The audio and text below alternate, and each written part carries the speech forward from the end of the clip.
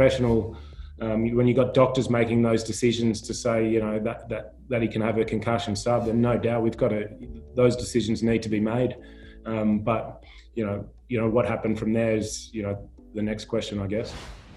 The like for like, from my point of view, it would definitely be that one's an all-rounder and a gun fielder, and the other one's just an out-and-out bowler who bats 11. So that's the only thing from my point of view. It had nothing to do with, you know, for the question that I asked, has nothing to do with his hammy.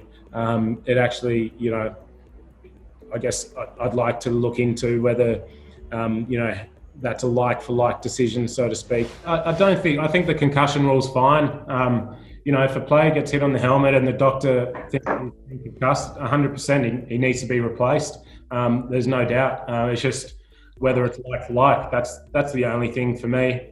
Whether the players like it or not, you know, concussion players can be replaced, no doubt about it. It's just, I guess, in terms of moving forward and, you know, trying to make the game as fair as possible for everybody. I think, you know, like-for-like replacements are probably the way to go. It could be a little bit of both that you mentioned there.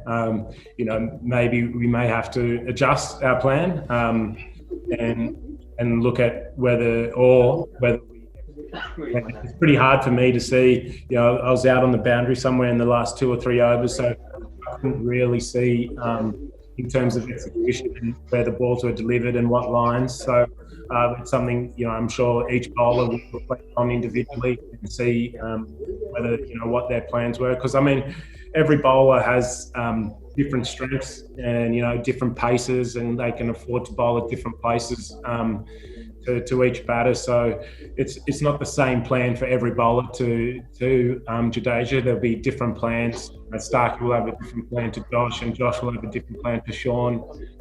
So, you know, each individual reflect and see how they can improve for next fixture. I think, we will need to have a look at, you know, how we can explore and sort of learn from the last couple of games.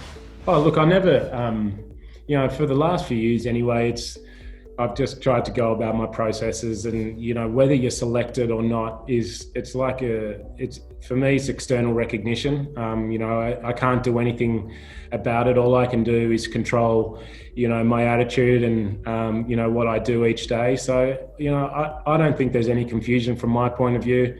You know, if I was performing well enough and, you know, dominating domestic cricket or international cricket, you know, enough that, you know, the decision was there's no doubt I could be left out, then it might be a different issue. But, you know, when it's a 50-50 decision, I feel like a player can never really have too much beef when they're left out, because, you know, it's either you or someone else. So, you know, most of the times there's 8 or 9 players that are usually the first picked and always going to get picked for games. And then there's a couple of guys that are fighting for those last few spots. And, you know, hopefully, you know, if one of those guys gets an opportunity, I guess, like I have in this series, it's, I guess, then up to the individual to try and play as well as they can when that opportunity comes around. And, you know, I think for me, it's just a matter of, you know, trying to repeat what I've kind of been doing for the last few years, you know, and enjoying my cricket and make the most out of every situation, whether, you know,